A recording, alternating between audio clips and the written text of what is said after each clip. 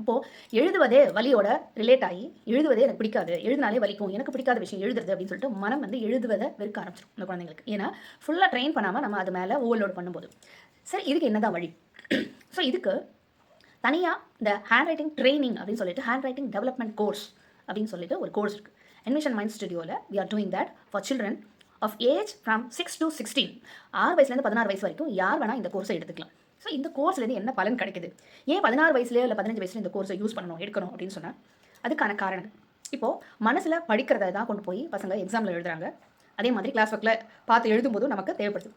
குழந்தைங்களோட ஹேண்ட் ரைட்டிங்கில் முக்கியமாக தேவைப்படுது என்னன்னா லெஜிபிலிட்டி. அதாவது பார்த்தா நம்மளால் அந்த ஹேண்ட் ரைட்டிங்கை படிக்க முடியணும். அதுக்கான மீனிங்கை கன்வே பண்ணாமல் அந்த லெட்டர் ஃபார்மேஷன்லாம் முழுசாக வராமல் வேறு மாதிரி சில ஆல்ஃபபெட்ஸ் பிஞ்சு மாதிரி, சில ஆல்ஃபபெட்ஸ் நசுங்கின மாதிரி, அரைகுறையா எழுதின மாதிரி இருக்கும்போது டீச்சர்ஸ்க்கு படிக்க முடியாது, கரெக்ஷன் பண்ணும்போது கஷ்டமாக இருக்கும். ஸோ அதுக்கு பேர் லெஜிபிலிட்டி.